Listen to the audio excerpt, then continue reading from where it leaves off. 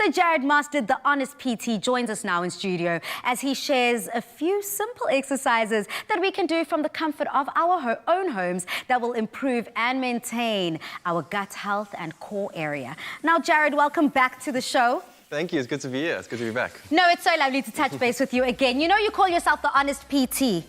So what's so honest about you?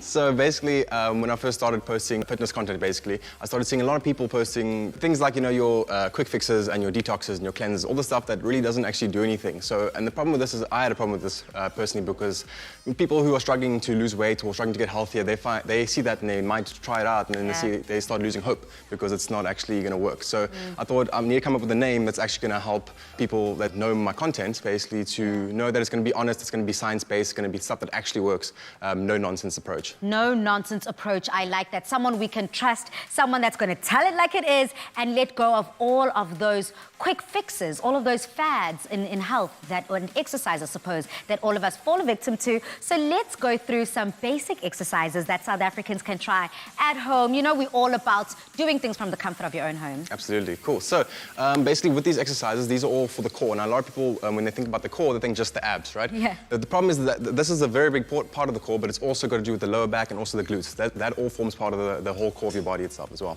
Okay, so usually what happens is people have a weak core, the other muscles start to compensate. So you start to get lower back pain, start to get maybe upper back tension, all those kind of things. So it's very, very important to have a very, very strong core. That sounds really, really good, South Africa. Now we're going to start with bicycle crunches. Yes, okay. So the first one's going to be on your back.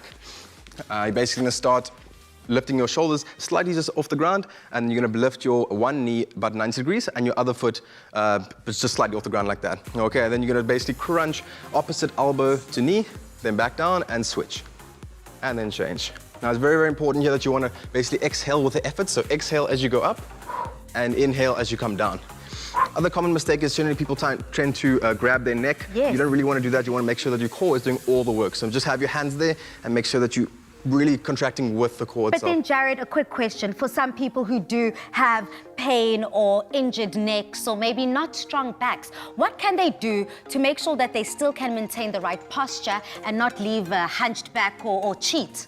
So basically a rule of thumb that I would say is, first of all, whenever you're doing any sort of exercise, you want to make sure that you basically roll your shoulders back, your chest is up, and you have good posture.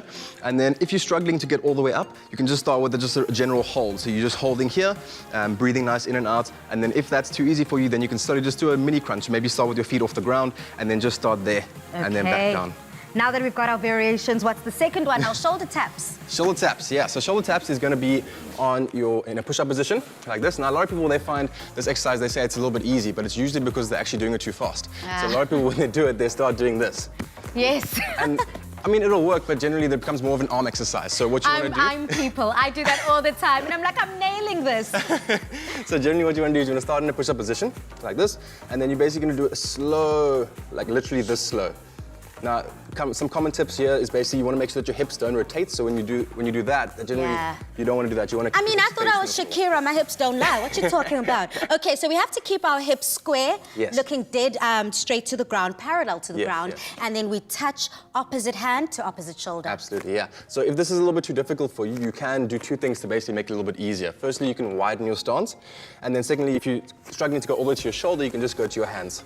Oh, wow, okay. And if that's too easy for you, then you can go arms all the way out there. I love that. Okay, now, as you can see, I'm already starting to sweat, South Africa, so take us to our side plank leg rise. Okay, so side plank leg rise, this one's very, very important for basically the glute medius, which is the small muscle here by the hips.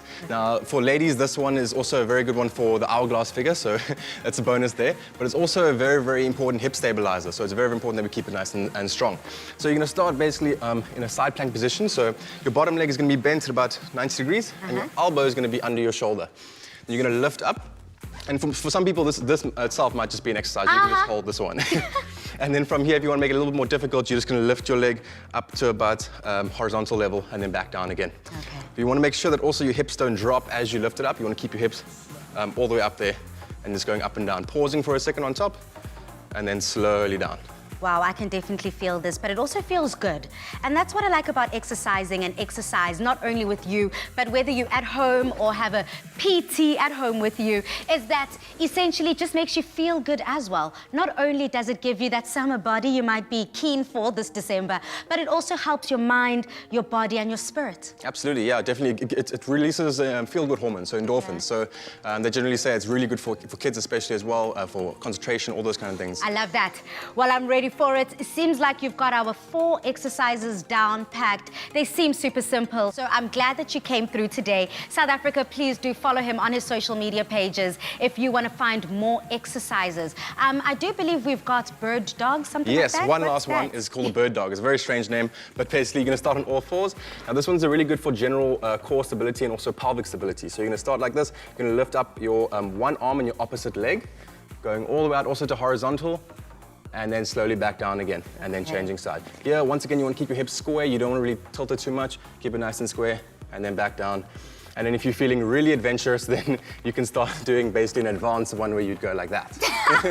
But this one is quite Yeah, we difficult. ain't feeling adventurous like that, South Africa. It is a Wednesday. We are getting over the hump. So please do engage with us on social media. Let us know if you're keeping fit and are you keeping to those New Year's resolutions? Because you know we all had them. Let us know. Use that hashtag Afternoon Express in all of your comments. Now, one thing we are always guaranteed with Jaryd on the show is that an insightfulness and, of course, informativeness whilst having fun all along the way. So South Africa, please do head over to our social media platforms to get exercising along with us.